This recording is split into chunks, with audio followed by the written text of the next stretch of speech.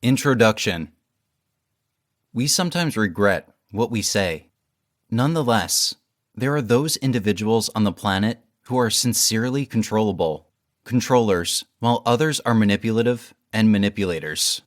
They utilize uninvolved forceful practices to get what they want, and they will use these practices to anticipate and prevent you from saying or doing anything that they don't like, need, or care about. Ordinarily, you may not understand that they are engaging you in this sort of deed since they are adept at beguiling you and keeping the information they have stowed away. This is how the manipulator handles their victims, leaving them confused as to what happened.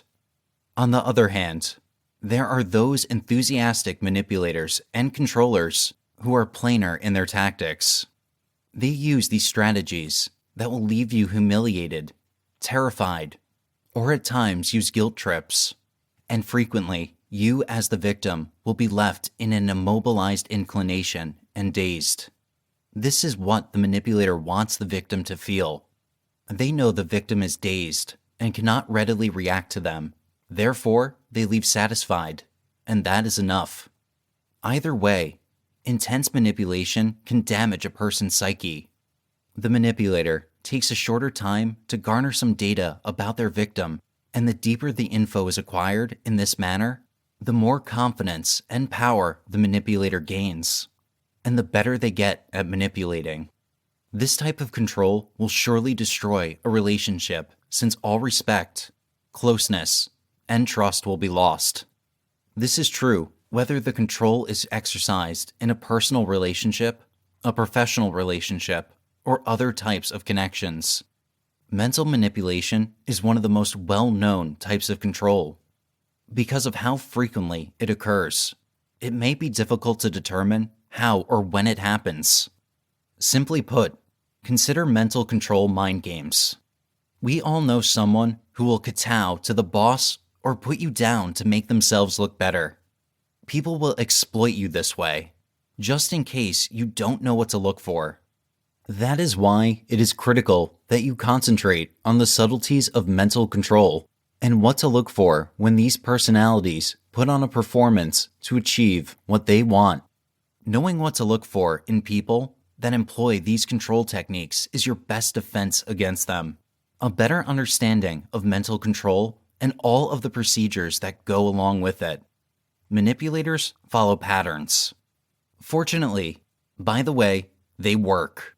Most of these tactics all follow a similar pattern, and as a result, when you are able to recognize a pair, it becomes much more apparent of all of them collectively. This section focuses on what kind of framework mental control you should have, how it stows away, and what to do if you encounter it. It also focuses on what kind of framework mental control you should have, how it stows away, and what to do if you encounter it. With each type of control, know what kind of method to use and avoid being manipulated, etc. That the final step of recognizing what to do when you lose control is perhaps the most difficult, since the explanation for its difficulty stems from the fact that an inside-out understanding is the most important component of stopping it, and that can be difficult to obtain. However, if you have this information, you may use it for yourself in particular situations to assist others in achieving a tough goal in a peaceful manner or to generate money. Take, for example, the land business. Most of the time, it is the things that matter to a person that motivate them to purchase a home, not whether it has the most up-to-date construction materials. Real estate agents understand that the things that count are founded on simple, primal feelings.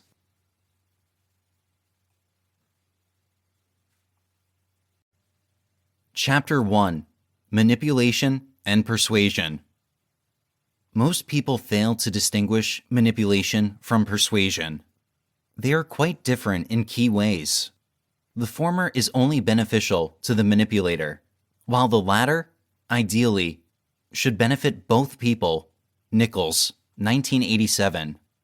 To put it simply, manipulation is far more insidious than persuasion. The manipulator sees the other person as a tool, whereas the persuader sees the other person as a partner. Manipulation. In psychology, manipulation is a type of persuasion. Unlike regular persuasion, manipulation is covert, deceptive, or underhanded. The manipulator will have no concern about lying about the situation so long as they get what they want. The manipulator seeks only to serve themselves further. They do not care about hurting the target. The target is seen as little more than collateral damage, a necessary sacrifice to get the desired results. As such, manipulation tactics are often quite exploitative. Successful manipulation requires 3 key concepts to happen. These 3 are: 1. Concealing intentions and behaviors while remaining friendly up front. 2. Understanding the victim's or target's vulnerabilities and exploiting those vulnerabilities to the manipulator's advantage. 3. Being ruthless enough to not care about the harm caused to the victim. Manipulation can take several different forms. Most of them follow the pattern of being covert, harmful, and causing no guilt to the manipulator. Persuasion. Though persuasion involves changing someone else's mind, it is not necessarily a bad thing. There are plenty of ways that persuasion can be used benevolently. Persuasion is any method that will actively change the thoughts, emotions, actions, or attitudes of another person toward something. It can be done inwardly toward oneself by changing one's own attitudes or outwardly toward other people. Persuasion is used everywhere. It is present in ads, politics, schools, and professions. If you can think of something, chances are there is some sort of persuasive layer to it. When persuading someone, 4 key elements must be present. The 4 elements are: 1. Someone who is persuaded. 2. The message or persuasion. 3. A target recipient for persuasion. 4. A setting in which persuasion is received. Key differences. Ultimately, persuasion and manipulation are both forms of social influence. That is where the similarities end.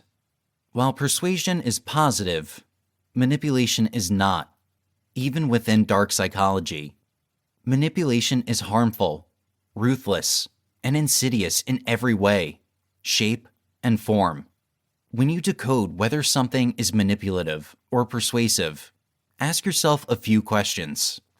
What is the intention that has led you to feel the need to convince the other person of something? Are you truthful about your intentions and the process? How does this benefit the other person? The persuader will try to convince the other person that they're just trying to help. For example, you may try to convince someone to buy a specific car because it will work better for their family. You offer facts about the other car, demonstrating its use and longevity. On the other hand, the manipulator is not concerned with the other person's needs. The manipulator will push for whatever benefits them the most. There is no good intention or truth. It is also not likely to benefit the other person. In fact, it could be detrimental. For example, the manipulator may try to sell a car that is not good for the buyer because the other car may be worth more money and therefore net a much higher commission. The car is not likely to be very good for what the buyer needs, but that is not the manipulator's concern. The manipulator would see that as something the buyer should know on their own. They would not bother pointing out why the buyer is making a bad decision. The psychology of manipulation. Feelings have taken on new meanings, and some recent work attempts to contrast feelings with sentiments in order to establish which of the two comes first. Cohen, 2018. We can categorize feelings on 3 different levels after considering all of the data and views. Physically, feelings are reactions from the brain's subcortical sections in response to stimuli. These reactions generate biochemical responses within your body, thus changing one's physical condition. They can, in turn, compel one into action. For this reason, They are also seen as part of human survival instincts. Mentally, emotions are normal responses that give rise to certain thoughts and circumstances in the mind, changing one's state of mind with regards to the stimuli. For this reason, our thoughts are influenced by emotions before we can even think about them.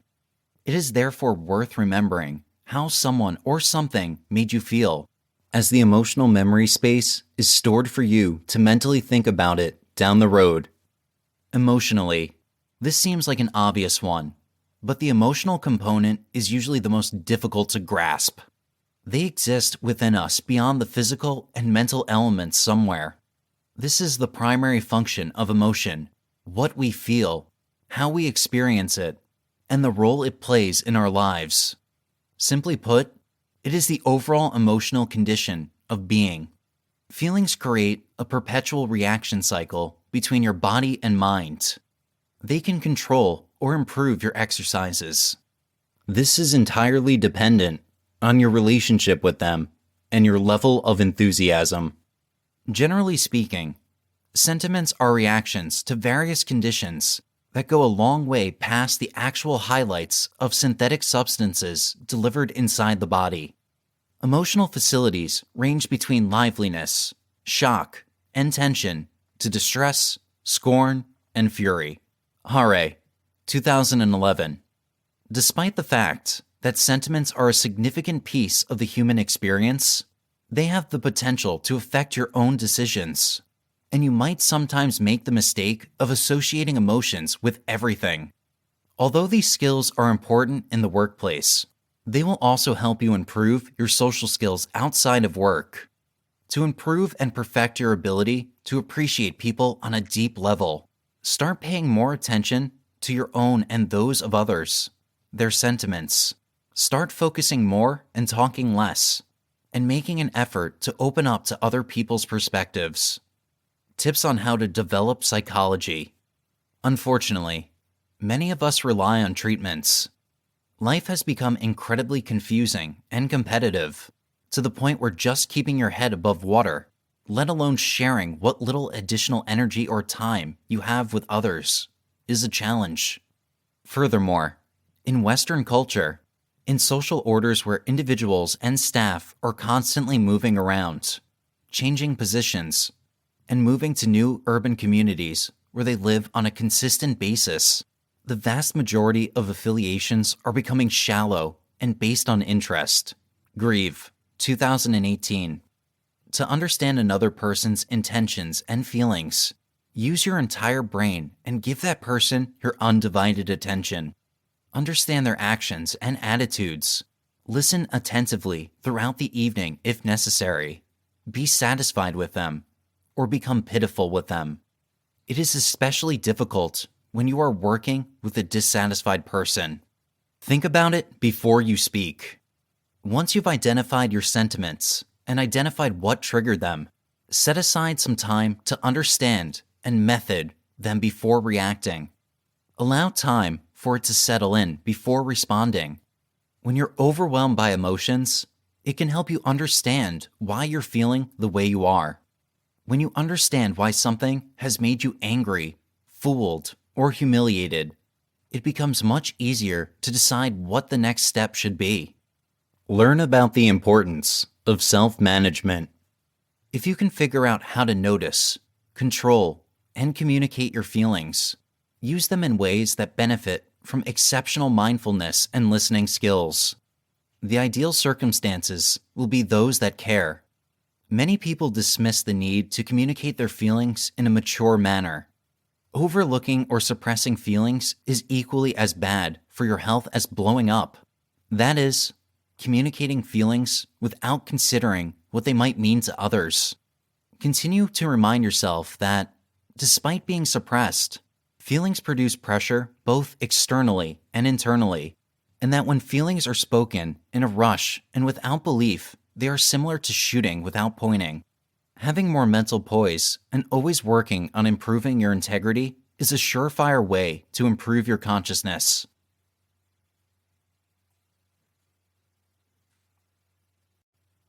Chapter 2: Main Manipulation Techniques.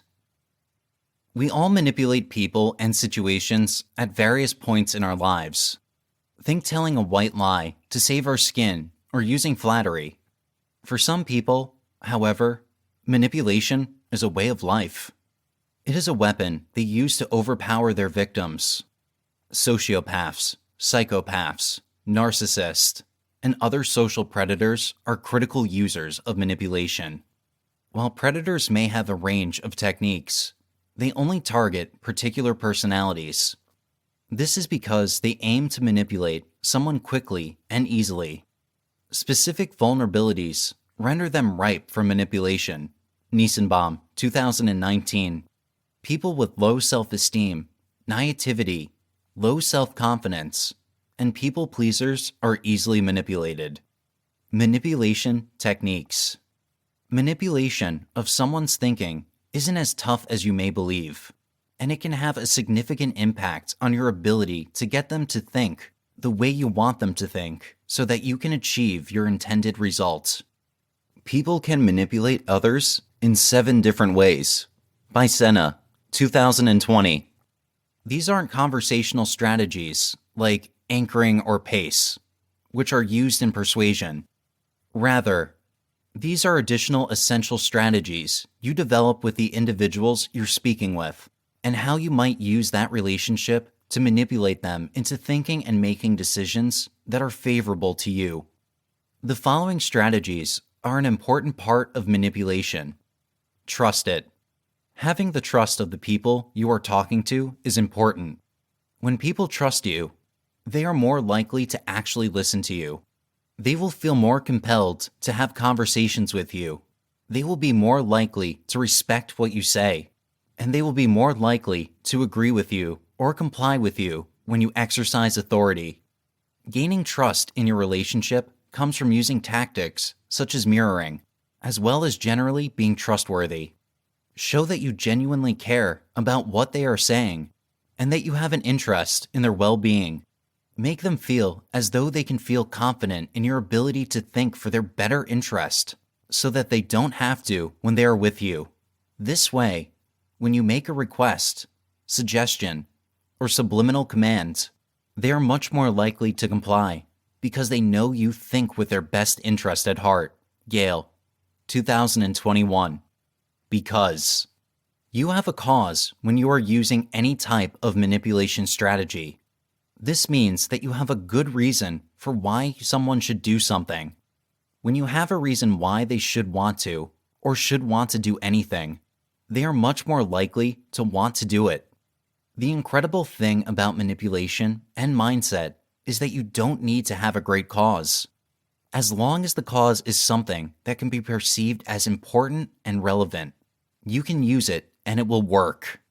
Secret hypnosis. Manipulating people by hypnotizing them without their knowledge is a powerful form of manipulation. Technically, this is accomplished through the use of persuasion techniques such as pacing and anchoring. This is mentioned under the manipulation position because it is important and relevant in both strategies. If you want to persuade and manipulate people to do what you want them to do, hypnotize them secretly. Christensen, 2011. This is also relevant and important for deception and subliminal messages. When people are secretly hypnotized, you can speak directly to their subconscious. You don't have to worry about their conscious minds interfering. While you must accommodate their conscious mind during the conversation, you have a direct line of communication with their subconscious mind to help activate your mind control strategies. When you want to be in control of a conversation, it is critical to understand how important this process is and to activate it in every conversation, using irrelevant tactics to accomplish relevant goals. Perhaps you have heard of this technique before, but one of the best ways to get someone to say yes to what you actually want them to say yes to is to first get them to say yes to anything. Often, you want to start by getting them to say yes to things that are seemingly irrelevant to the overall picture. For example, if you want them to buy a TV, you might first get them saying yes by asking them if they are interested in having a more luxurious living room or a more comfortable space for entertaining. That way you can then naturally draw them towards a TV and get them saying yes about larger sales. You can also use this technique in many other areas. You can use it to get people to go on a date with you, to get them to go somewhere with you, to get them to give you things, or do any other number of things you might want them to do. This manipulation strategy really puts you in control and helps you get what you want. Soon, you will be able to get them to say yes to things that are unbelievably large. Using their feelings. Arguing with logic can be hard because most people are driven by feelings, not logic. Even if they are highly logical people, they are more likely to be driven by logic and emotions, not merely logic. That is why getting into their emotional state and using their feelings to get desired results is often the best way to get what you want. Proof of results. People have always been more likely to act when there is proof that the results are what they are looking for. This is why having proof of the results they can expect when doing what you say will be extremely helpful in getting your way. Think about it this way. Humans are herd animals. We do not like to be left behind or feel as though we are the odd one out. If you have proof that others have done it, then the people you are talking to are going to want to be one of those people, too. They will not want to be left out or feel as though they are the only ones not doing it, so they will naturally feel infinitely more inclined because they want to follow the herd, using irrelevant tactics to accomplish relevant goals. You may have heard of this technique before, but one of the best ways to get someone to say yes to what you want them to say yes to is to get them to say yes to anything. Often, you want to start by getting them to say yes to things that appear to be unimportant in the grand scheme of things. For example, if you want them to buy a TV, you might first get them to say yes by asking if they want a more luxurious living room or a more comfortable entertaining space. As a result, you can draw them towards a TV and get them to say yes to larger sales. This technique can also be applied in a variety of other situations. You can use it to persuade people to go out on a date with you, to accompany you somewhere, to give you things, or to do anything else you want them to do. This manipulation strategy puts you in command and allows you to get what you want. Soon, you'll persuade them to say yes to things that are enormously important to them, using their feelings. Arguing with logic can be difficult because most people are motivated by feelings rather than logic. Even if they are logical, they are more likely to be motivated by emotions. That is why getting into their emotional state and utilizing their feelings to achieve the desired results is frequently the best way to achieve what you want. Proof of results.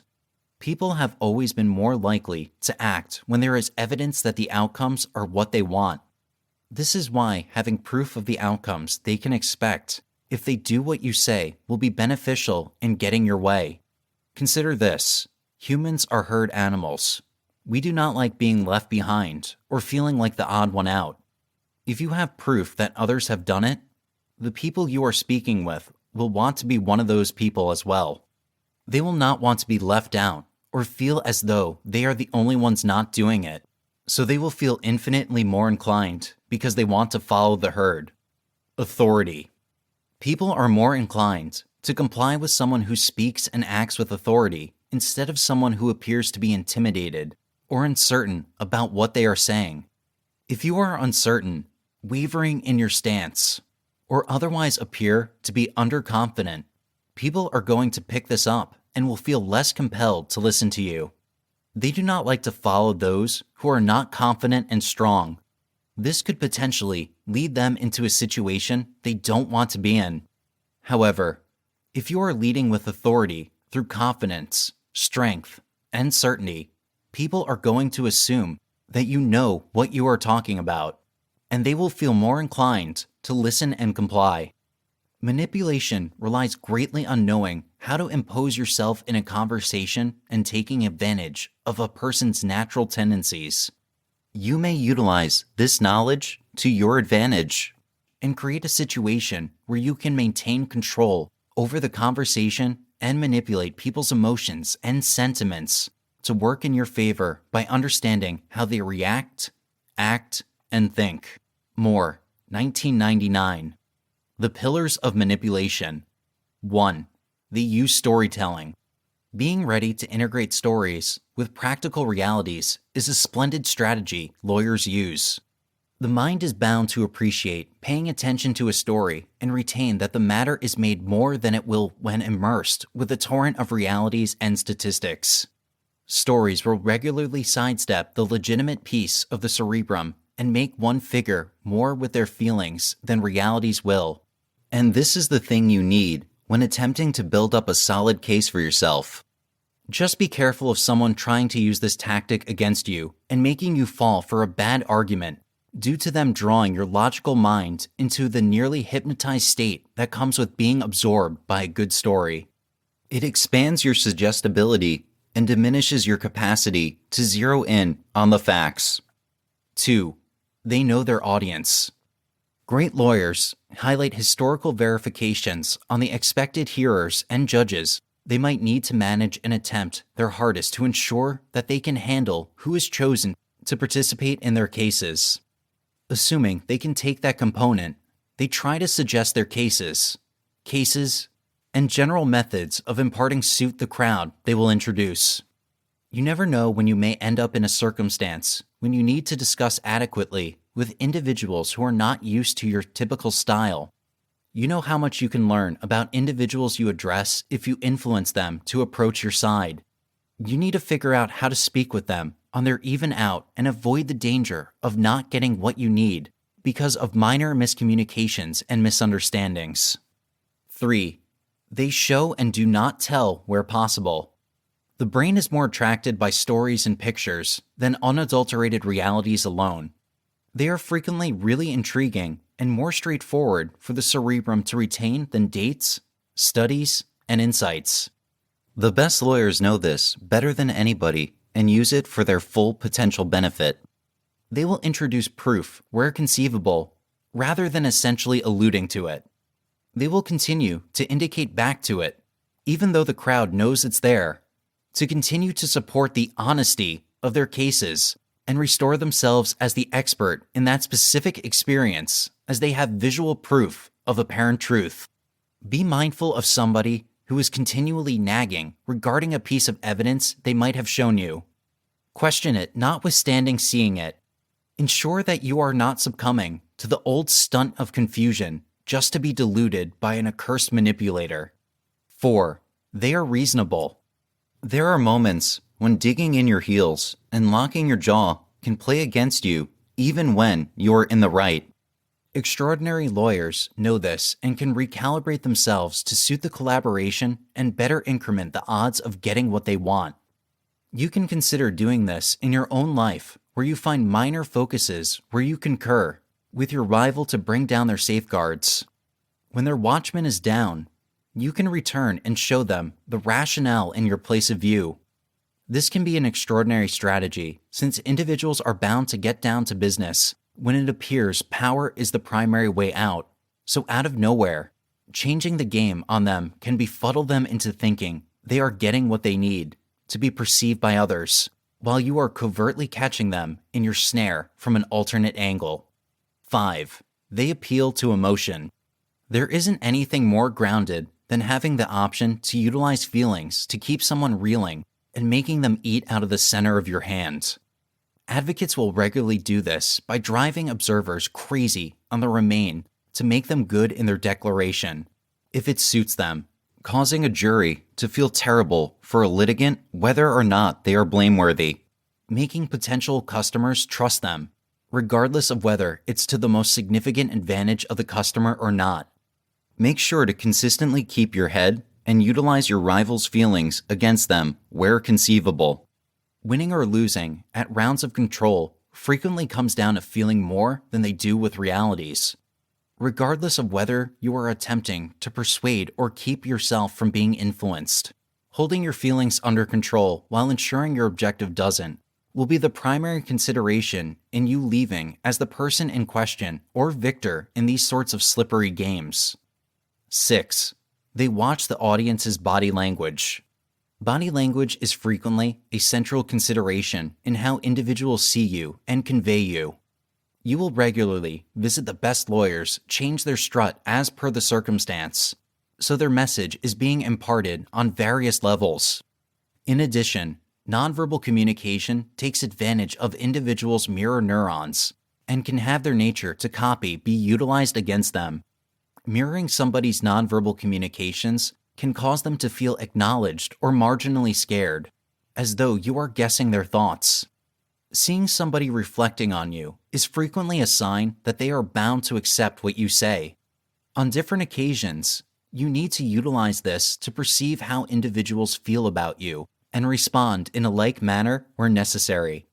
Body language abilities can be an apparatus for understanding personalities and controlling emotions. 7. They use leading questions. Leading inquiries is the most loved method for many individuals in the legitimate business, since it allows them to control points of view, which can win or lose cases and future clients. If somebody asks you, "What amount do you disdain hockey?" they are not providing you with the choice of enjoying hockey. The inquiry, as of now, accepts you concur with the individual, asking it and essentially request how much you consent to show that you are on their side. Be cautious about individuals utilizing questions like this against you. This strategy can have you not understanding that you are being attracted into the snare of tolerating a reason that isn't consistent with you. Influence isn't spot on or wrong. It's about winning. 8. They make sure to stay the course of their arguments. You will not regularly see master lawyers diverted to safeguard non-contentions or their nobility except if the case relies upon it. The best of them will consistently highlight what has been started their contention while attempting to entangle their resistance with the subtleties of their arguments. This is an urgent illustration to learn, assuming you need to be more persuaded in your own life. It would be best if you had the option to offer your expressions and contentions that appears to be steady and cement while quickly weakening that of your rival. You need them leaving their game to play yours. When you make them play your game, you have gotten triumph. You should keep them in your world.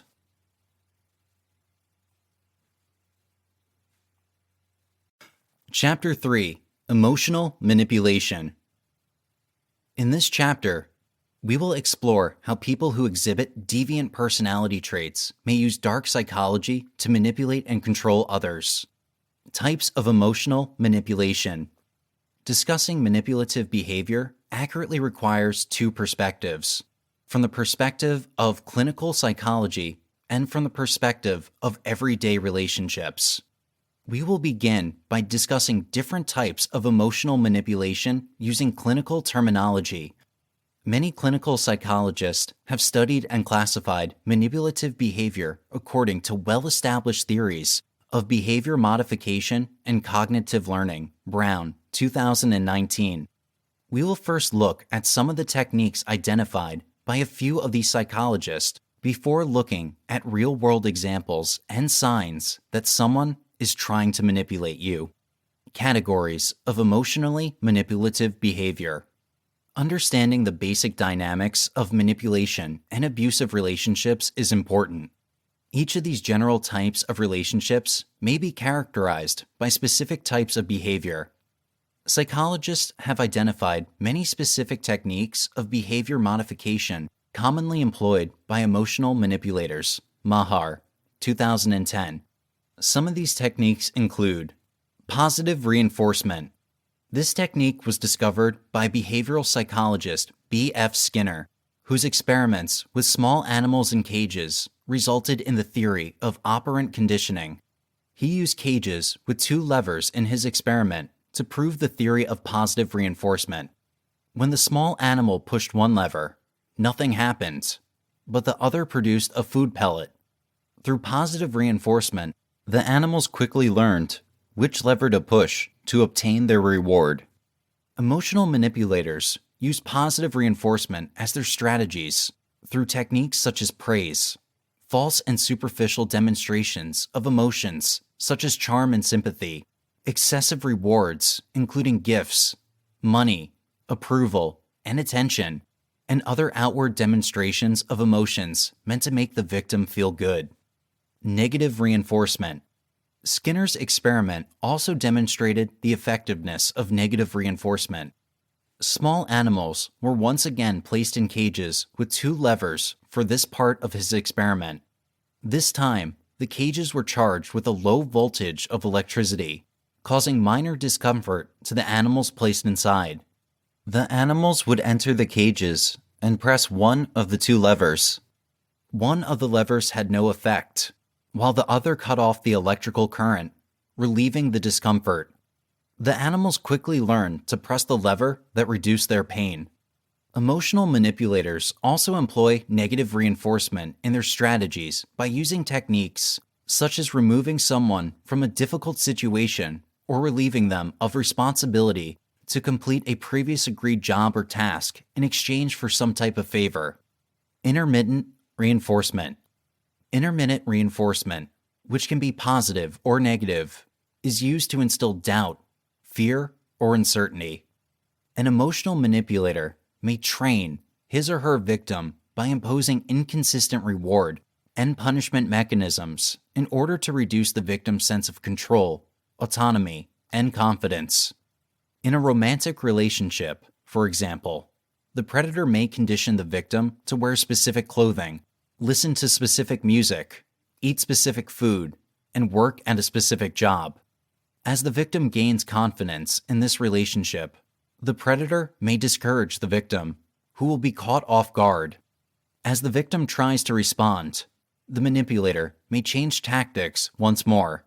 Punishment is a very basic form of emotional manipulation that may involve an entire range of psychologically and emotionally negative and damaging behaviors, such as threats, yelling, nagging, complaining, intimidation, insults, guilt, and other forms of emotional blackmail. Skilled predators may find a way to incorporate this abusive and controlling behavior into the relationship over time, so that the victim will develop a tolerance for abuse. This technique is similar to the use of punishments, but instead of being a feature of a long-term relationship, these techniques involve discrete episodes in which the manipulator uses verbal abuse, displays of anger, and other forms of dominance and intimidation to discourage the victim from engaging in certain types of behavior. Specific types of emotional manipulation. Within these major categories of emotional manipulation techniques, psychologists have also identified a wide range of more subtle variations that we all likely encounter on a daily basis. These techniques include lying. Dark triad personalities, particularly psychopaths, are skilled at lying and cheating. So often, we may not detect their intent until it is too late. Beware of those who have demonstrated a pattern of dishonesty. Lying by omission. Lying by omission is a little more subtle. The predator may not say anything that is untrue, but may withhold information that is necessary in an effort to cause you to fail. Denial. Often the damage from emotional manipulation is inflicted after the fact. When you confront someone with evidence of their dishonesty and abuse, their refusal to admit wrongdoing can cause even greater psychological harm. Rationalization. The increase in popular news media has led to the growth of public relations and marketing firms that produce spin to deflect criticism in both political and corporate environments. Rationalization is a form of spin in which a manipulator explains away his or her abuse. Like rationalization, minimization is a form of denial in which the predator understates the seriousness of his or her offense. Selective attention and/or inattention. Manipulators will pick and choose which parts of an argument or debate should be considered so that only their views are represented. Manipulators resist giving straight answers to questions when they are confronted by their victim. Instead, they will divert the conversation to some other topic or change the subject altogether, More serious than a diversion. A manipulative person confronted with his or her own guilt will often evade responsibility by using long, rambling responses filled with so-called weasel words, like most people would say, according to my sources, or other phrases that falsely legitimize their excuses. Covert intimidation. Many manipulative people will make implied threats to discourage further inquiries or resolution. A true form of emotional manipulation, a manipulator will exploit the integrity and consciousness of the victim by accusing them of being too selfish, too irresponsible, or not caring enough. Although shaming can be used to bring about social change when large corporations or governments advance abusive or discriminatory policies, manipulators may attempt to intimidate their victims by using sharp criticism, sarcastic comments, or insults to make them feel bad. Blaming the victim. This tactic has become increasingly common. When a victim accuses a predator of abuse, the predator will attempt to turn it around by creating a scenario in which the victim is solely responsible for the harm that came to him. The predator may also try to accuse the victim of being the aggressor by complaining about the violation. Using the opposite tactic of blaming the victim, the predator will lure a conscientious person into a trap by pretending to have been grievously wounded and cultivating feelings of sympathy. The real plan, however, is to take advantage of the caring nature of the conscientious person by toying with their emotions. Playing the servant. This tactic is common in environments marked by a strict, well-established chain of command, like the military. Predators become skilled at manipulating this system by creating a persona of suffering and nobility in which their bad actions are justified as duty, obedience, and honor. Seduction is not always associated with sexual conquest or intimacy. Emotional predators may use flattery and charm to convince people to do their bidding, and they often look for people with low self-esteem. Projection. This term is used in psychotherapy. Predators who use this technique will look for victims to use as scapegoats. When the manipulator does something wrong and is confronted, he or she will project his or her guilt onto the victim in an effort to make the victim look like the responsible party. Feigning innocence. This technique can be used as part of a strategy of denial. Under questioning, the manipulator will play innocent by pretending that any violation was unintentional or they were not the party who committed the violation. A skilled manipulator who lacks morality and empathy can be very successful at planting the seed of doubt. Feigning confusion. This technique can also be used as part of a strategy of denial. Under questioning, the manipulator will play dumb or pretend to be confused about the central point of the conflict or dispute. By creating confusion, the manipulator hopes to damage the confidence of his or her victim. By using claims, whether true or not, that the victim's friends, associates, or everyone else is doing something, the manipulator will put pressure on his victim to change his or her behavior or attitude. Signs that you're being manipulated. Every one of us is vulnerable to emotional manipulation by people who apply dark psychological tactics. In our daily interactions with coworkers, managers and supervisors, family members, and significant others, we might become victims. Emotional manipulation can also occur in professional connections with persons we might consider to be trustworthy, such as sales reps, government officials, and representatives from institutions including medical facilities, banks, corporations, schools, and legal firms. Emotional manipulators all have one thing in common. Hyde, 2018. They seek out people who are diligent, dependable, loyal, honest, and trustworthy. Because all of the methods in the manipulator's toolkit are designed to take advantage of these emotional and psychological attributes. People with these character traits are the simplest to influence. Emotional manipulators, moreover, lack empathy and morals. They don't see their misdeeds as startling or unpleasant, but rather as job security, and a good opportunity. Emotional manipulators exist in many aspects of society. They've learned to adapt, blend in, and even achieve great levels of professional and financial success in the straight world throughout the course of their lives. Schreier, 2011. Remember that you are a conscientious person if you have a reasonable expectation that others will be honest in their dealings with you.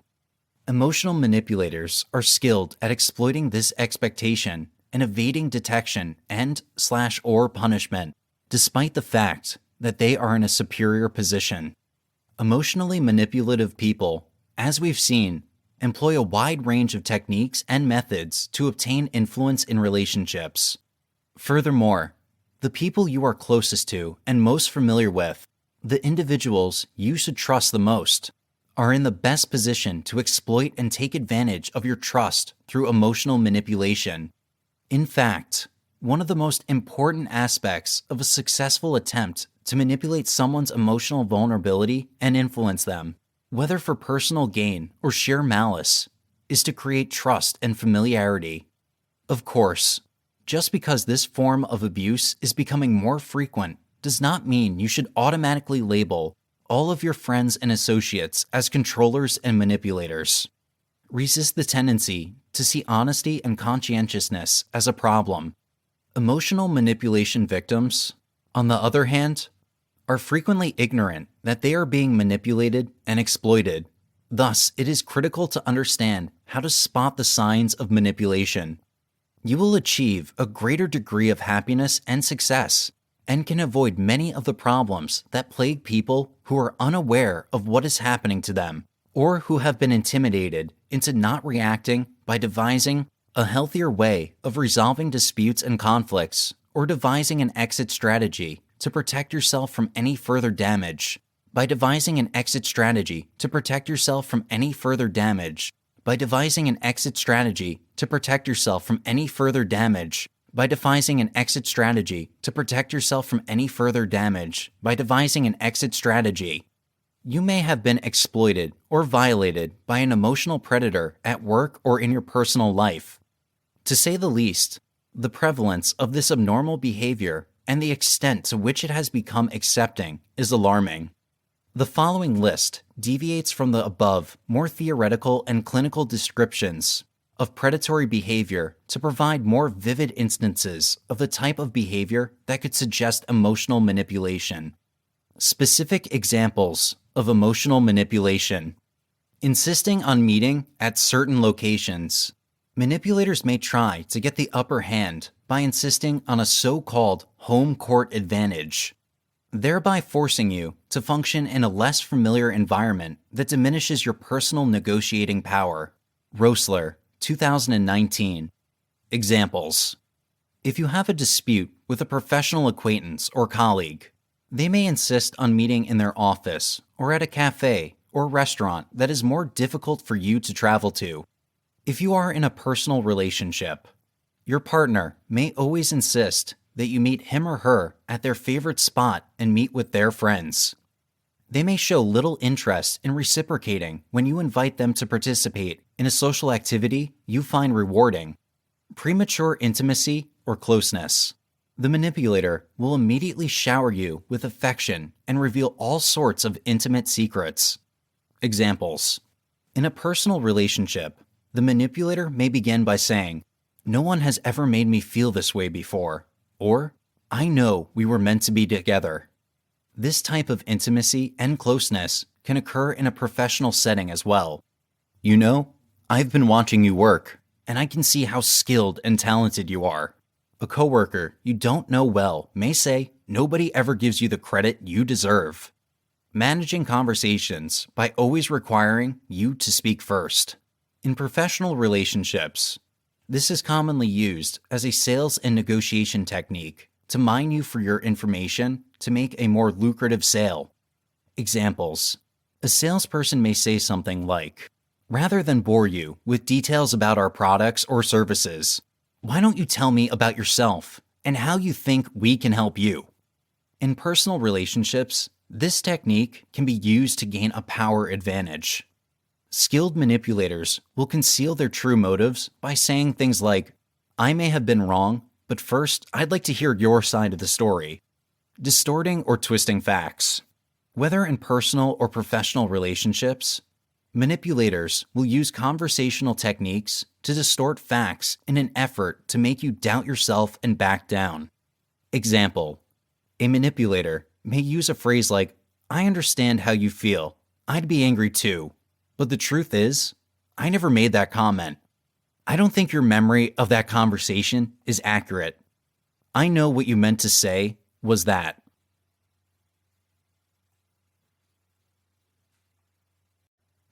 Chapter 4: Dark Persuasion. Persuasion is used all the time around us. You're used to this type of influence if you've ever seen a commercial on TV or the internet, or read a news article. But in this case, we'll look at persuasion at a more local level. This is the type of thing that we all notice, so it's not a stunt or a dull control. We'll look at some of the ways a manipulator uses persuasion to get what they want without us even noticing. Elements of persuasion.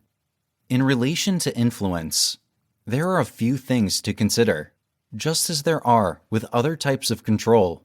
These elements aid in determining which impact clears it up. Take the ability to persuade others. The listener is allowed to make his or her own decisions.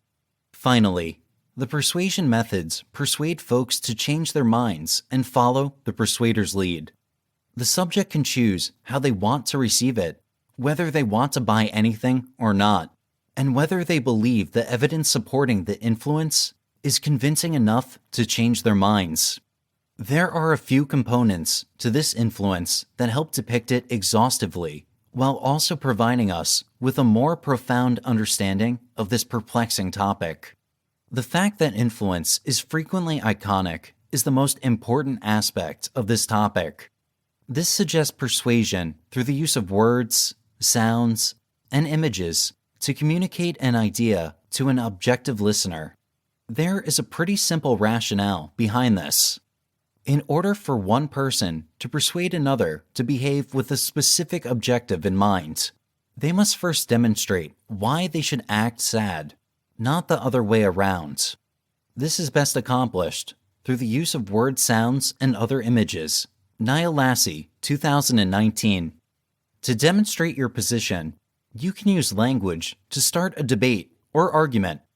Pictures are an excellent way to demonstrate the proof needed to persuade someone to go for it.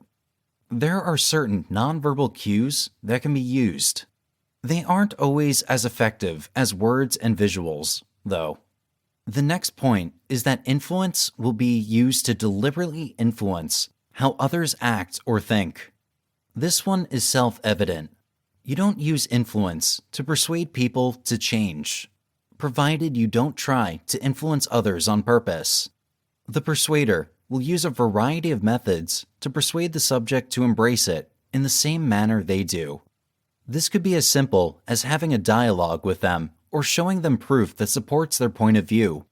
However, in order to change the subject's mind, it could involve a lot more difficult methods. Influence has the obvious feature of allowing the subject to make a choice. They are given the freedom to make their own decisions in this way. Regardless of how hard someone tries to persuade them of something, they don't need to go out in most cases. Redkozavuva, 2017. Even if the subject hears 1,000 advertisements about the best car to buy, if they don't like the brand or don't need a new vehicle at that time, they will not go out and buy it. Consider this. If the topic is opposed to early termination, regardless of how many people come forward to emphasize how amazing fetus removal is, it's unlikely that the subject will change their minds. This provides significantly more decision-making capacity than other types of brain control, which may explain why many people do not believe this to be a kind of mind control when confronted with it.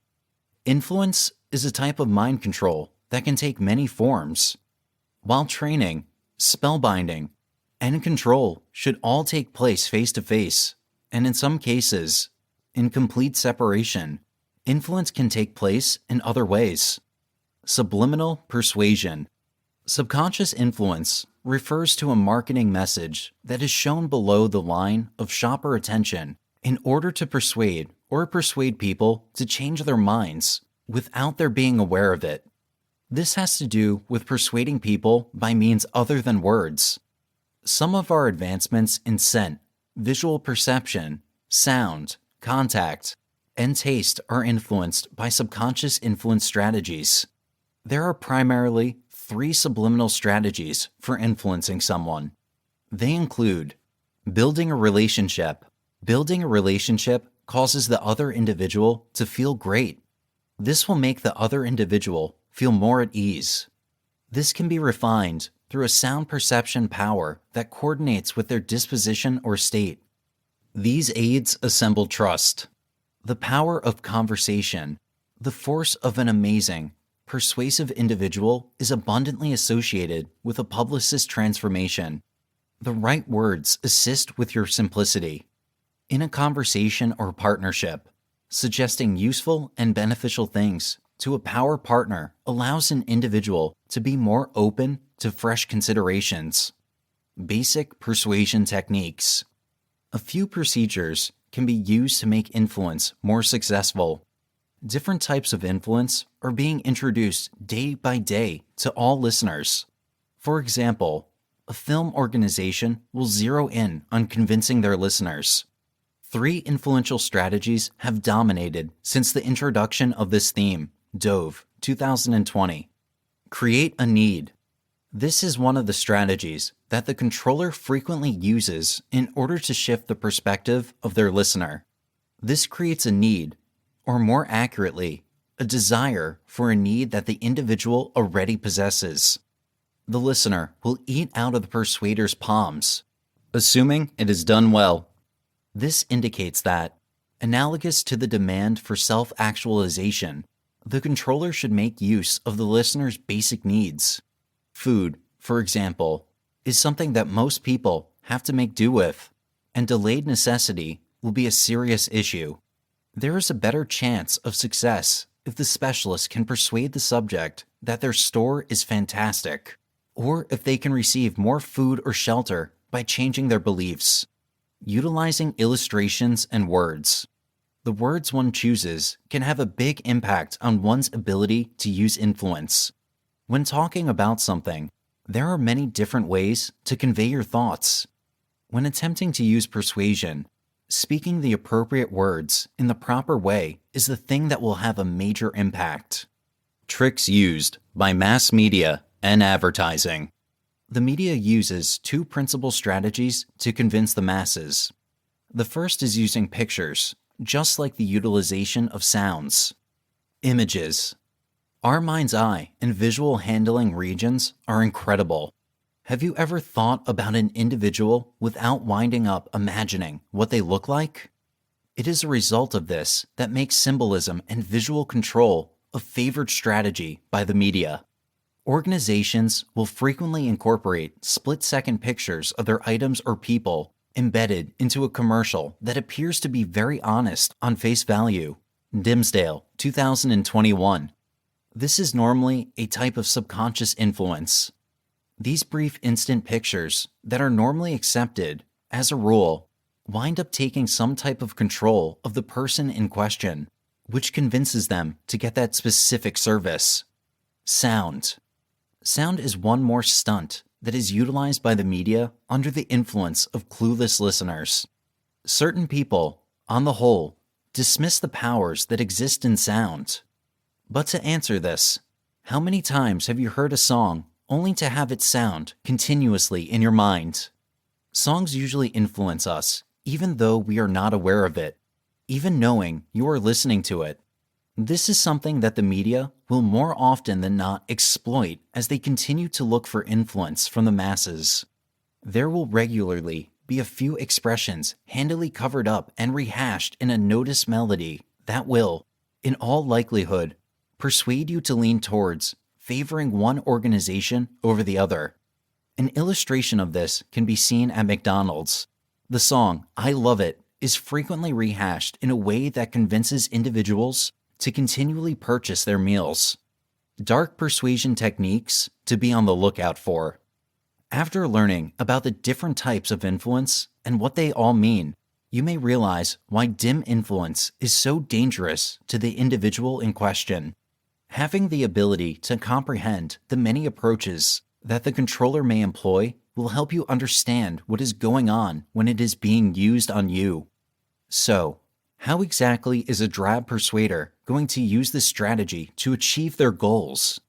The controlling one will employ one or two tactics, although the following are the most well-known. The long con. The long con is the primary strategy we'll look at. This method is a little sluggish and time-consuming, but given how long it takes and how difficult it is to notice or even pinpoint when something has gone wrong, it could be effective. One of the main reasons some people resist being influenced is that they believe the other person is pressuring them, which causes them to back off. They will also avoid the person seeking to persuade them if they sense a lack of connection or trust with the person attempting to persuade them. The long con success is based on their ability to overcome these fundamental obstacles and deliver the persuader exactly what they desire. The boring persuader will take as much time as they need to gain the trust of their audience in the long con. They will make an attempt to get to know the individual in question and to ensure that they trust and like them. This will be done by the persuader through phony affinity building, which can appear excessive at times, and other methods that help to increase the level of comfort between the persuader and their target. When the persuader notices that the listener is mentally prepared, they begin their efforts. It starts by gradually persuading the person, and then the listener figures out how to do what the persuader wants. The persuader will benefit from this in two ways. First and foremost, the listener becomes accustomed to the persuader's impact. The second is that the listener will form a psychological relationship between the persuasion and a positive consequence. Because the persuader would rather not make it too obvious what they are doing, the long con will take a long time to complete. A recently bereaved woman, for example, is viewed as weak due to her age. After her misfortune, a man begins to get to know her. This man is possibly somebody she knows from church or even a family member. He begins to invest more energy in her, giving her colossal grace and tolerance, and it doesn't take excessively long for her gatekeeper to drop when he comes around. Then, as we previously stated, this man proceeds to execute some more modest examples of good effect. He might tell her about a better financial balance to use or a better way to lower her monthly bills. The man tries to use some shady influence once more. He might try to persuade her to let him save some of her money for her. She agrees because of the favorable influence that was previously used. Obviously, the man will try to extract everything he can from her. Assuming the controller is sufficiently talented, she might feel that he attempted to help her, yet the cash was lost since he had just run into some misfortune with the speculation. This is the manner in which dark psychology could go. Graduality. When we learn of demonstrations of dark influence, it is sometimes incomprehensible and mind-boggling. What they fail to recognize is that this dark influence will not be a large or abrupt solicitation that emerges unexpectedly. It's more like a flight of stairs when it comes to dark influences. When the two meet for the first time, the persuader will never ask the listener to do something major and emotional. If everything else is equal, they will instruct the listener to take one step at a time. When the controller's goal is to go above and beyond, the entire cycle looks to be, to a lesser extent, a no-brainer. Before the listener realizes it, they've gone a long way down, and the persuader isn't going to let them leave or bounce back. Let's look at an example of how this interaction will look in reality. Assume there was a criminal who wanted someone else to carry out their wrongdoings on their behalf. This was done by pack managers, clique pioneers, and even Charles Manson. This criminal would never consider starting the cycle by asking for their listener to be slain in their place. This would act as a warning, because no rational person would want to kill someone they have never met. If all other factors were equal, the criminal would begin by having the listener perform a minor task, such as committing a minor crime or concealing a weapon for them. In comparison, something that isn't as big of a deal for the person at issue.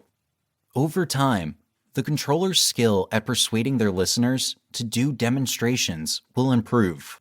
Also, because they were the ones who committed the more minor wrongdoings, the persuader transfers them onto the individual at issue, extortion.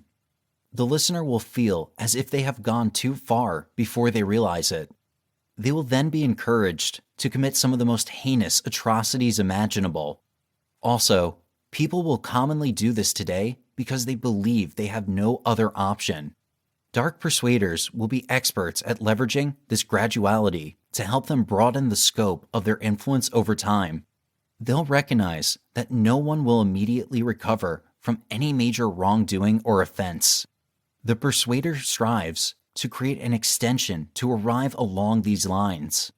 When the listener perceives how far along they are, it is past the point where it is possible to turn back. Free goodwill. Individuals who help others without expecting anything in return have greater levels of satisfaction, live longer lives, and earn more money. There are some individuals in our world who stand out from the crowd.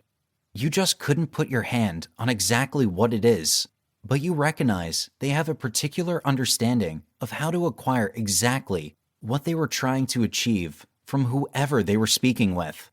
Have you experimented with using psychological methods while regularly interacting with others? This does not require a degree in psychology or the ability to read people's minds. With technological advancements and the expansion of multimedia that has penetrated our lives, every individual is filled with knowledge like no other man in history. Every action, every transaction, or each behavior is influenced by information. It occurs on an unconscious level. To be successful in such a society, one must comprehend these aspects and apply them in both daily and professional lifestyles. Understanding how to affect the decision of others is a vital skill to have today in order to be distinct from the rest. Remember that information is power, yet regrettably, the topic of manipulation has yet to be thoroughly explored. People aren't discussing about it adequately, which gives the bad guys an edge. Take charge and defend yourself as well as your family and friends from manipulators or anybody who takes advantage of your perceived weakness. Do you find it difficult to persuade others to take the required response? Do you believe you lack good social skills to persuade others? People dismiss or reject their proposal, and life appears to be unfair to you. How often do you fantasize about having a magic stick that you can wave in front of others to acquire whatever you need, but that doesn't stop you from trying to help others? If so, I'd like to express an appeal on behalf of somebody you do not even know, and it's unlikely you ever will. They could be someone just like you, or someone like you in the past, less knowledgeable, eager to help society, looking for information but unsure where to look, which is why you step in. By reading this book, I hope you have gained some fundamental truths about the art of manipulation. I also hope that you will use this new knowledge to plan your actions so you can once again take control of your life and leave behind the emotional burden once and for all. If you're finding this book useful so far, could you kindly take a few moments right now to provide an honest review of its contents? You will help one more person to change their lifestyle, one more individual to be able to relate at work with others, one more person experience a transformation they would not have experienced otherwise. Change one more life for the better of society. All you need to do in order to make this a reality is leave an honest review. What will take less than 60 seconds? P.S. You're my type of individual if you feel it is good to assist even an unknown person. I'm therefore even more thrilled to keep helping you conquer your worries in the following chapters. You will appreciate the strategies I'm about to cover. PPS, life hack. When you introduce somebody to something of value, they will link that value to you. From the bottom of my heart, I thank you. Vincent.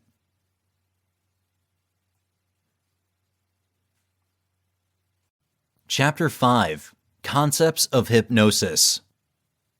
Before learning the different techniques of hypnosis, understand how the mind works and how people communicate and behave. Make hypnosis effective and efficient. The human mind is a complex mechanism. Learning these concepts enables you to hypnotize anyone, anytime.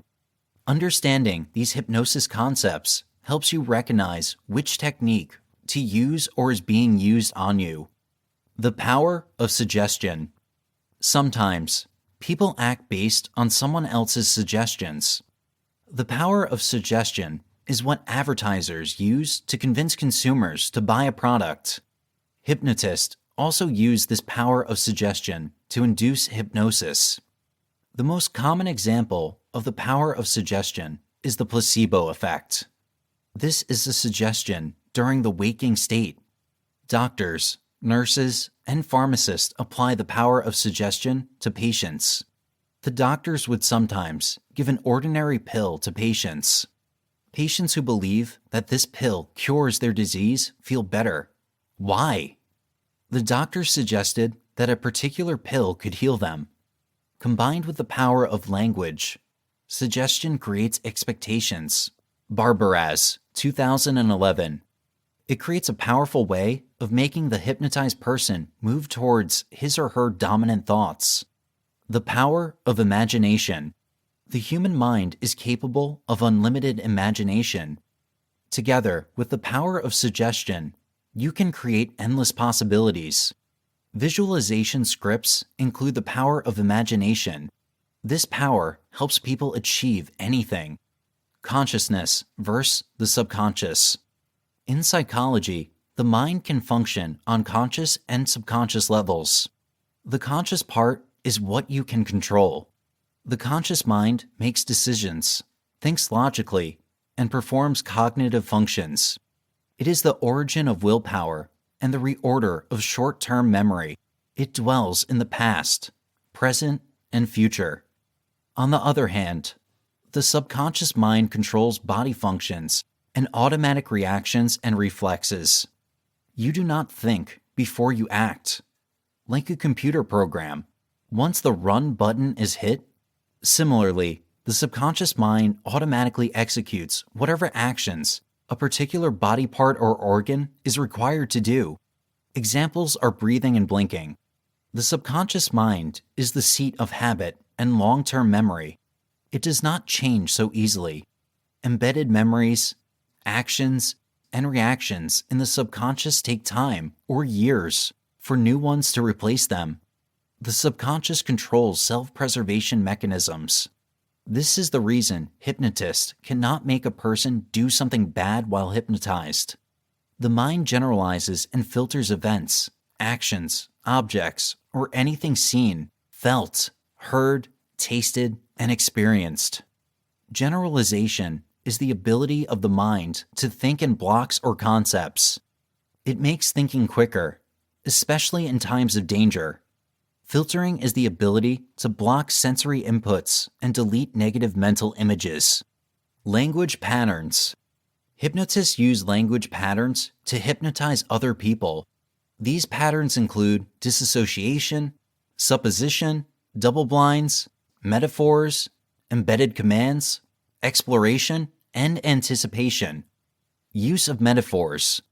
Metaphorical language patterns are an excellent way to make other people trust you. They can relate to what you are saying. With metaphors, you can speak about the lives of your targets. Double binds. This linguistic pattern offers choices, usually two, for your subjects or targets. Whatever the answer is, the outcome is the same. The double bind language pattern is usually only answered with a yes or no. Embedded commands. In this language pattern, You are commanding other people to do what you want them to do. It is usually used in an authoritarian method of inducing hypnosis. When we examine induction scripts more closely, we discover that all induction techniques, with the exception of nonverbal methods, use embedded commands to provide suggestions and seek permission. Disassociation. This pattern uses an out-of-body experience. Many people fall into a dissociative state when they experience stress or traumatic events. This disassociation seems to be a natural response for most people. Disassociation happens naturally during hypnosis. You can utilize this natural occurrence to hypnotize other people. The laws of the mind. Thoughts affect the body. If the mind thinks you are strong, the body seems to follow. This is the reason that constant emotional stress weakens the body. You can use this law to induce hypnosis. If your target thinks that hypnosis is possible, they are more susceptible than those who are skeptical. Concentrated attention. The more you consider something, the more real it becomes. For example, imagining yourself to be more sociable or productive at work will cause your conscious mind to believe it. As a result, you plan how to achieve your goal. Concentrated concentration, on the other hand, has a negative impact on people who have difficulty distinguishing between reality and fantasy. These people live in a cocoon-like world at times. This mental law can be used in hypnosis to hypnotize anyone and improve your subject ideas. If you pay close attention to your targets, they will believe everything you say. Dominant effect. People create habits over time. They hold on to this habit to rationalize their behavior and thoughts. Once an idea is embedded in the mind, it takes time for it to be replaced by a new one. For new ideas to replace old ones, people need strong emotional connections. Otherwise, consequences will follow. Association. People occasionally experience when they can correlate such emotions to something, which is the polar opposite of disassociation. For example, classical music relaxes the mind, while metal rock music evokes harsh and negative vibes. Reverse effect. This law proposes that the conscious mind cannot force the subconscious to follow. The greater the effort of the conscious mind to understand or remember something, the harder it is for the subconscious to respond. Negation. The mind does not know how to compute negation. When you say, "Do not think of this or that," the first thing the mind does is think of this or that. For example, "Do not imagine that this elephant is violet." The mind interprets it as, "See the elephant, it is violet." Compounding. This law utilizes the compounding effect of repeated suggestions. Every time you make the same suggestion to the same person with only slight variations, you create a pattern. In the succeeding hypnosis, induction is easier than in the first to third sessions. Core beliefs. Core beliefs are created early in life. These beliefs determine who you are and what you are in life. However, every core belief does not define all aspects of your life.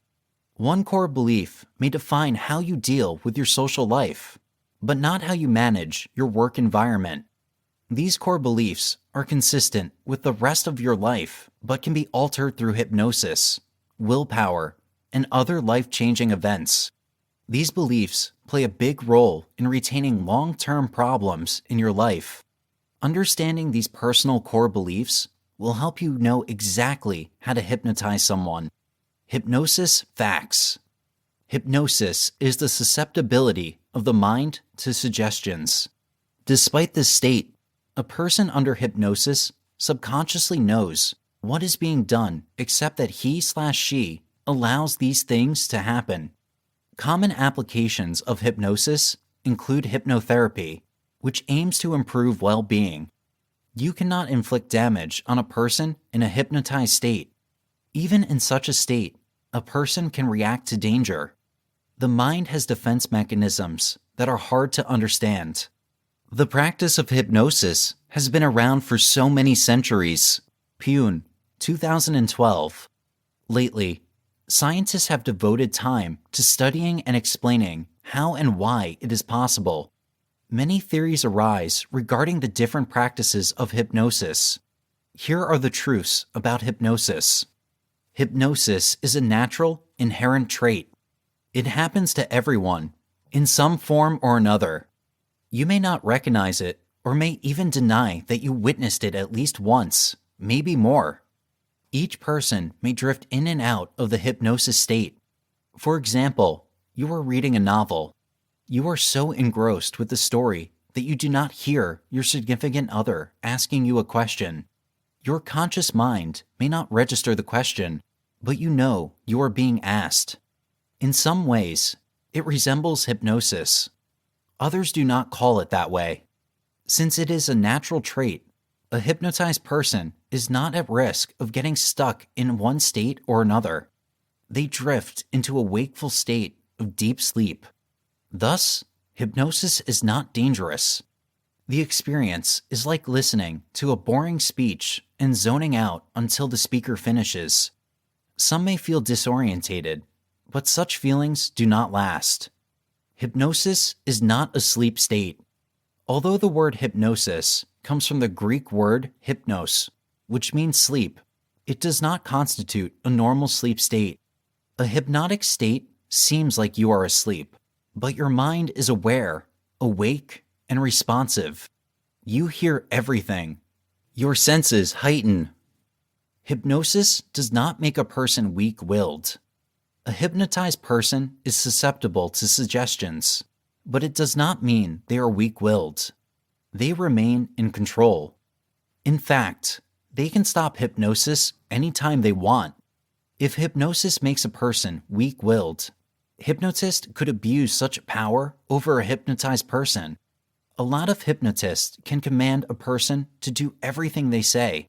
Fortunately, a hypnotized person remains in control. This is despite his or her high susceptibility to suggestions. Relaxation is not a prerequisite for hypnosis. You can hypnotize a person anywhere, anytime, provided that person is willing. You may even do it during a strenuous activity. Hypnosis can bring relaxation, but relaxation is not a prerequisite. Hypnosis does not cause permanent amnesia. A hypnotist can command a person to forget, for the time being, what has transpired. This allows the mind to process the events subconsciously. In the long run, a previously hypnotized person can remember the hypnosis in great detail. Hypnosis is different from a trance state. Many hypnotists have difficulty identifying the difference between hypnotic and trance states. Most of the time, these two words are used interchangeably. The only similarities between the two are the heightened senses and the efficient mind. Hypnosis deals with heightened susceptibility of the mind, most likely the subconscious part. The trance state targets both conscious and subconscious.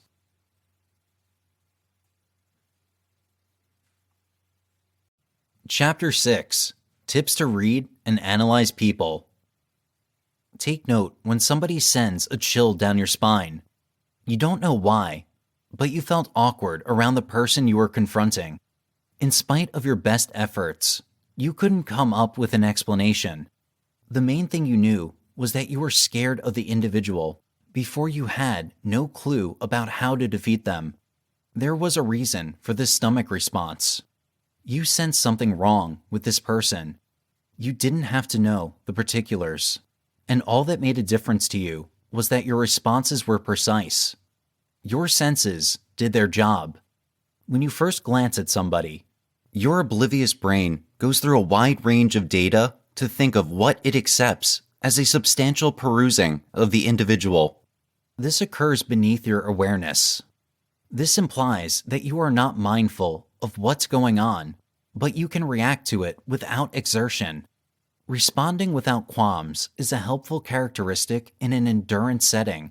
You are doing whatever it takes not to justify what and why when in an endurance setting. You basically respond without much forethought. without burning through important times that could be the contrast between life and death. However, assuming you are not in a last chance circumstance, do you want to act on impulses? Will your impulses help you discern whether the person at the interview is lying or is uncomfortable about something? Or to determine how your partner is feeling during an argument? There are many motivations, regardless of whether you have a fair response. When you can examine somebody, you are more ready to adapt. Then, you can act objectively. Rubin, 2012. You can plan how best to respond to the situation. This implies that in the cutting-edge world, when circumstances are seldom decisive, putting forth an attempt to change to react sanely is key. Know what the issue is and how to react appropriately. Why do people analyze others? Analyzing individuals is something used by different individuals to various limits. The most essential reason why you might conclude that you wish to examine somebody is that you want to get them. When you have the proper strategy for getting others, you will find that having an intellectual rather than a passionate associate is basic to setting up genuine association with another person's mind. Consider, briefly, that you are attempting to land an arrangement with a vital customer. You understand that the arrangement is necessary if you want to keep your job and possibly advance, but you also understand that it will be a difficult task to complete. Assuming you can pursue another person, you can adequately permit yourself the capacity to genuinely realize what is happening in their mind. Think about it. Let them know if the customer is awkward and if they react appropriately. See if the customer is being dishonest and react accordingly. You can determine whether the customer is uninterested, feeling compromised, or even irritated with your endeavors to impact the person in question, and you will then sort out some way to reply. When you can comprehend another person's mentality, you can manage yourself. You can calibrate your conduct to ensure that you will be persuasive. You can ensure that your customer feels good by having the option to change your conduct to discover what was causing the inconvenience in any case. In the past, having the option to self-direct and having the option to pursue others was basic in a few different circumstances too. If you can pursue another person, you can shield yourself from any danger that might emerge. Assuming that you can pursue another person, you can essentially comprehend their position better. You can learn how to convince or control the other individual. You can get the individuals to do things that they would otherwise avoid. Ultimately, having the option to investigate others has so many basic advantages that it is advantageous to have the option to do as such. Fostering this range of abilities implies that you will be more in touch with the feelings of everyone around you, allowing you to ensure that you have a higher capacity to appreciate people at their core because you have come to understand what feelings look like. Recognize your own feelings through self-reflection and to figure out how to focus on the development of your body. The capacity to dissect individuals can be priceless in practically any setting. How to analyze people. Though it might sound startling, figuring out how to investigate others isn't nearly as troublesome as it might at first appear. There are no muddled principles that you want to remember or any abilities that you want to master. Get familiar with examples of best practices and what they mean. This is on the grounds that once you recognize the practices, you can sort out the intention behind them. The more you think, you may figure out what it is that someone's eyes are restricting to a meaning and then identify it with the use of a few distinct tasks or practices. When someone's speech and nonverbal communication aren't in sync, you can figure out what to expect. When individuals don't understand how nonverbal communication works, it rarely lies, so you may rely on it for essential information if you're dealing with others. The attempt to comprehend humans is based on the fact that it is commonly known that there is a cycle between considerations, sentiments, and behaviors. Your ideas become sentiments. Your sentiments influence your behavior, as evidenced by your body language. Most of the time, this is an unnoticed cycle. You have no idea what is going on. In any case, a few treatment schools, such as intellectual social brain research, have decided to distinguish and use this cycle. If you recognize the existence of this cycle, you can take advantage of it. Essentially, look at a person's behaviors and then trace them back to the emotions that underpin them. This is the reason nonverbal communication is so critical to comprehend. Takahashi, 2020. When you can get what is new with somebody's conduct, you can comprehend their sentiments. When you comprehend their sentiments, you can discover the hidden musings that they have. This is about the closest thing to mind perusing that you can ever achieve. To break down others, you have a basic cycle to overcome. Learn the impartial standard of conduct. This is the individual's default conduct. Search for deviations in that unbiased conduct. After that, you put together groupings of practices to figure out what's going on with the other individual, and then you investigate. This cycle is easy, and if you can figure out how to do it while also figuring out how to decipher the different sorts of nonverbal communication, you will find that understanding others would never be easier. Establish a neutral baseline behavior set. The most difficult part of being able to study someone else is determining how to discern their standard of conduct from their own. If you can accomplish this, you will distinguish how those individuals operate in a nonpartisan context. You will have a good idea of what that person's traits are. Anyone who appears to be held or unusually afraid, for example, will almost certainly display a few signs of distress. They may fold their arms to shield their bodies, or they may stand guardedly and refuse to make eye contact. This is a classic nonverbal communication pattern that is consistently demonstrated by people who are lying and don't have the foggiest notion, as you will learn later by browsing. A shy person, on the other hand, is most likely not lying if their default behavior is to cross their arms and avoid eye contact. Because people's basic character types and characteristics differ so dramatically from one another, this becomes a fundamental first step that you should never skip. In any other case, you would accept that any modest person could be attempting to mislead you. It is critical to obtain an image of the gauge character and nonverbal correspondence qualities. Recognize deviations from neutral behavior. Once you've established your standard, you may start identifying any deviations from it. This means that you can use your underlying perceptions to figure out which of the practices you're witnessing don't match what you've expected. This stage can occur in a variety of connections. You can ask a question and then observe the response to determine whether or not the person is being truthful. You can test and look for signs of inconvenient behavior. When attempting to persuade someone to do something, you can adequately test your persuasiveness.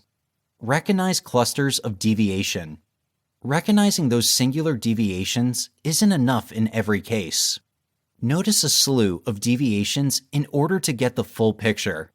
When you excel at studying nonverbal communication, you will notice that a lot of human nonverbal communication can be deciphered in a variety of ways depending on the situation. Obtain that setting on a regular basis by observing other practices that occur concurrently with the practices you are examining. For example, there are a few misdirection practices that may have ramifications. In any case, when they occur concurrently, you can usually infer that there is some degree of double dealing going on, implying that you should proceed with caution. Analyze. Finally, as you identify those groups of deviations from the first nonpartisan social standard, you can figure out what they mean. You can start following back to see if people are honest or how they are feeling. When you dissect, you get a genuine preview of the thoughts that are going on inside people's heads. You'll want to figure out whether they have a problem in specific settings based on seeing generalized rehashed reactions. You'll want to figure out what scares them. It appears to constantly persuade them to continue pursuing their goals. As you progress through this stage, you will learn more about what is expected to influence or control them, assuming you choose to do so. When to analyze people. Individual analysis is one of those skills that may be put to use in almost any situation.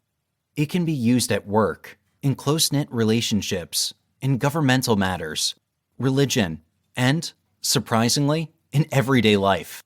Because of this adaptability, you may notice that you are always scrutinizing others, which is okay. Remember that your unaware brain already makes judgments about others and their expectations, so you're investigating people in the first place. Now all you're doing is attempting to ensure that those inquiries are made in your consciousness so that you are aware of them. Now we'll look at a few unique and convincing scenarios. When it comes to nurturing, once you've figured out how to analyze others, you can start applying what you've learned to your own children. You might think that a child's brain isn't advanced enough to get a reliable read on, but keep in mind that children's feelings are quite genuine. Basically, they have their own feelings, and while those feelings may not be intended to persuade you as a parent, that does not excuse their feelings in any way. You can grasp what is going on in your child's mind by being able to notice his or her feelings, which will allow you to parent more calmly and efficiently. Seeing someone. When you live with another person, it's all too easy to offend them without realizing it. Repeatedly upsetting another person will elicit some level of hostility, even if it's rarely expressed. When they are uncomfortable or distressed, though, some people find it difficult to examine themselves. This is when the ability to investigate another person comes into play. You'll want to figure out what your accomplice's basic feelings are at the time you start dating, so you can play the role of support. Examine people in the workplace, especially if you collaborate with others. Perceive how your colleagues view you.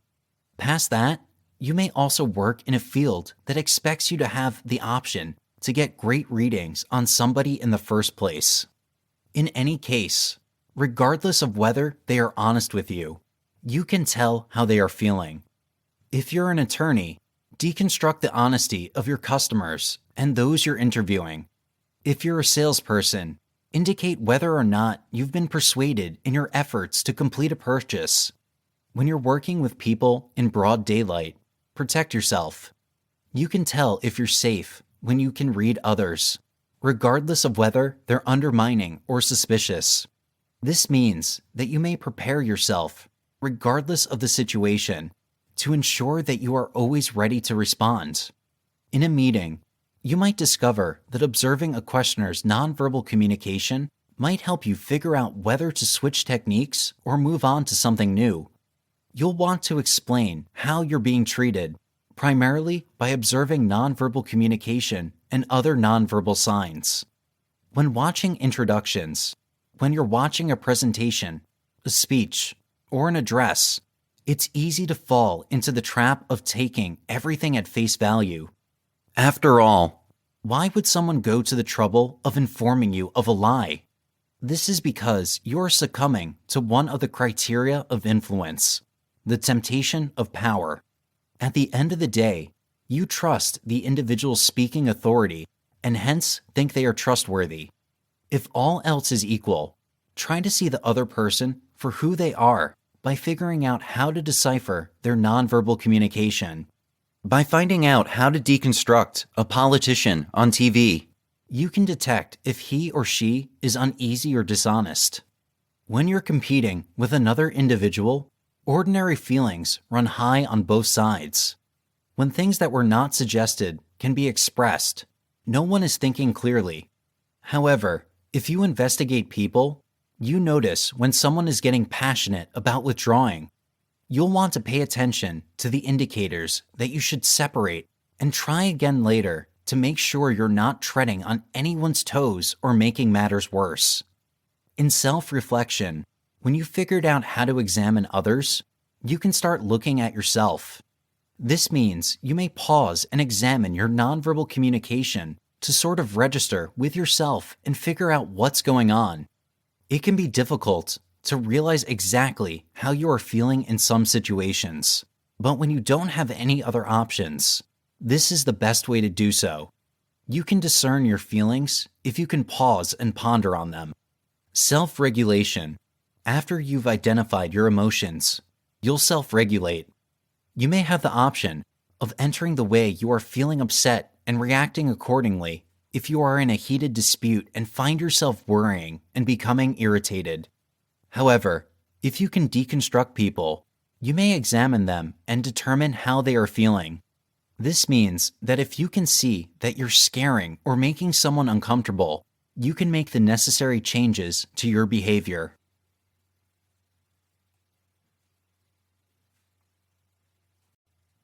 Chapter 7: Manipulation through NLP.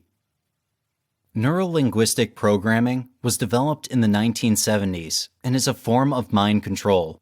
Many researchers were dealing with new theories of behavior and psychology during this period, which you may learn more about as we go through history. The NLP approach looked to use knowledge and skills that had been gathered, both as a consequence of men who had used hypnosis and mind control in the past. Men like Rasputin, who seemed to use methods so dark and enigmatic that others couldn't fathom how they sought to achieve what they did, have a place in history of mind control. When looking at Rasputin's photographs, his eyes are the feature that stands out the most. He appears to be out of frame, almost as if he's in the same room as you. Rasputin's manipulation and control skills were not well known at the time, but some of his approaches appear to have elements of what we now term NLP mind control. Practitioners of NLP mind manipulation utilize efficient communication as a strategy to create relationships. Despite the fact that NLP guidelines are more focused on techniques than psychology, this type of approach stimulates the human desire to develop an emotional and psychological bond with everyone. Wood, 2006. Strong eye contact, when paired with other words, gestures, or other signals, can put someone under mind control or even put them in a trance. Many people nowadays employ NLP tactics to achieve their objectives, even if the objective is to sell you something for a small profit. Mind control. Mind control techniques are something that can be both appealing and dangerous depending on how they are used. It means different things to different people. These are also assigned to coercive influence, indoctrination, thought change, compulsion, and seduction. All of these terms listed above have common elements, particularly those depicting mental control. Every person alludes to inspiration and expresses or implies control in an individual psyche to take on a specific job. Then, in a reasonable amount of time, we describe it and identify many of its strategies. Following that, we'll ask you who needs to use them. Could you change the minds of others? Can others monitor your psyche? One normal concern is that individuals can control others' minds without getting them. This has increased the frequency with which the term mental control appears in hypotheses in which anything, from states to outsiders, is blamed for controlling our thoughts. The assessments of others can be influenced on a regular and unequivocal basis, making them dance like puppets for each wish. On the other hand, seems unlikely. Techniques of brain control. A few strategies are regularly utilized for mind control. It doesn't occur. There is a cycle that you, as an individual, ought to know about. Allow us to take a look. In this part, we will analyze some certifiable psyche control techniques that are used by normal people in unique interactions, just like gatherings. The demonstration of isolation. Physical removal can be awe-inspiring, but regulators will routinely strive to bind you sanely when a true partition is inconceivable or impractical. This can be developed in a variety of ways, ranging from multi-week courses in the countryside to denouncing your family and companion group. The authoritative objective is another impact of controlling the information stream. Having criticism. Understand that analysis may be used as a detachment instrument. Normally, regulators will go so far as to say they are against other people's terms, condemn the rest of the world, and ensure their own particular dominance. Peer pressure and social proof. People who try to control massive gatherings of people usually utilize social proof and peer pressure to mentally program newcomers.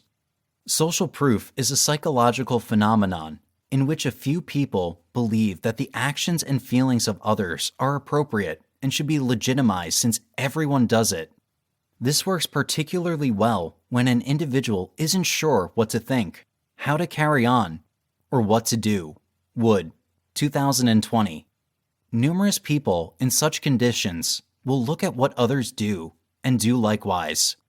How would you prevail with regards to controlling people's minds? Trance induction is a fantastic tool to have.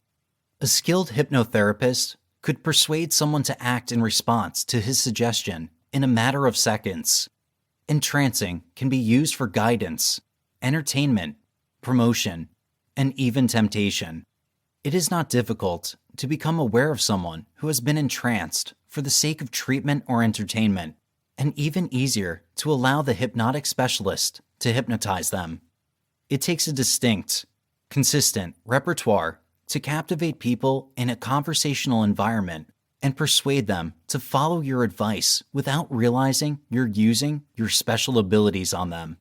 The bewitching of clandestineness and correspondence is what it's called. Top sales representatives, pioneers, and enchantment specialists employ this method to persuade others to do whatever they want. Such hypnotic techniques are so powerful that they appear to manipulate the brain. You might be worried about how this spellbinding mystery works. The absolute first thing you ought to do is connect to the individual you need to enter. This association is classified as an investigation by a few.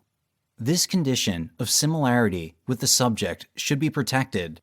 This should be possible orally and with the right nonverbal communication. When done effectively, the subject experiences a significant mental bond with a hypnotic. First, expand the announcement status. Once you've located a source and established a rapport with the subject, the next step is to reinforce this sense of assurance and perception, thus broadening any psychological assurances and making the subject more receptive to recommendations. First, create an association. Once you've established a good rapport with the target, it's time to infuse the hidden propositions into his obliviousness, sometimes known as epitomized directions. You inquire about anything you want him to do there. You might also inform him as you are doing during a routine hypnosis session. Being sensitive and explicit about ideas will set the tone for critical reasoning. The safeguards and hindrances of the typical mind will be expanded, and the direct request you send him will be squared. So, once you've gotten them in your spell, how do you propose the subject? You do this with analogies and orders typified. So, what's the significance here? Entrancing images or successions are mesmerizing reports explicitly planned.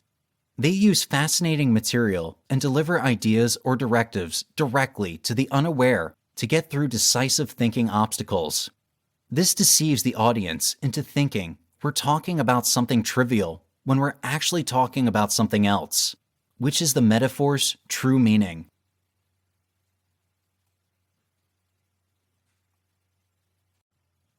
Final words. You can now concur with me accordingly. The evaluation that control is everywhere in our regular routines. Even while you sleep, there is a brand somewhere that is looking to unleash their manipulative marketing campaign with the goal of making you spend your money. While you slave away helplessly in front of your boss, there is rarely any guarantee that you will advance. In your own connections, there is presumably somebody who is professing to be your companion, yet is just paying special attention to themselves. It nearly seems like no matter which way you turn, there is somebody holding back to impact your best course of action. This can be very overwhelming. Being controlled doesn't feel better. Realizing that all you thought was valid was a modified reality made by a manipulative individual causes you to feel double-crossed and, occasionally, moronic. You can't help thinking about why you didn't see the warnings and what you might have done any other way. The reality of the situation is that, however shrewd you think you are, there is constantly somebody who accepts they can outmaneuver you. Enter your newly learnt control methods. This book was designed to teach you about manipulation and how to avoid being manipulated, as well as how we can manipulate situations in general to our own favor when need be. You don't need to pause for a minute or two and watch others take control and get what you need when you can do it without anyone else's help. Affecting others to satisfy your desires is well within your capabilities if you disguise and combine the lessons and techniques in this book. It may appear to be a difficult trip, particularly if you are accustomed to offering others what they need and getting nothing as a trade-off, but it isn't. Figuring out how to control individuals isn't something that ought to overwhelm you. It just feels overpowering now, since you are learning this multitude of new things at the same time. With time and practice, the things you have learned will turn out to be natural. You will wind up grinning and being at ease without contemplating it. Work on your nonverbal communication. You'll be surprised at how much more you can learn from people and your surroundings. Turning into an expert controller will take you longer than a couple of days, but it will be worth it. Keep in mind, you are on solid ground. If you've enjoyed this audiobook and you've learned more about the secrets of manipulation, an honest review is always appreciated and will help me reach new listeners just like you who'd like to discover dark psychology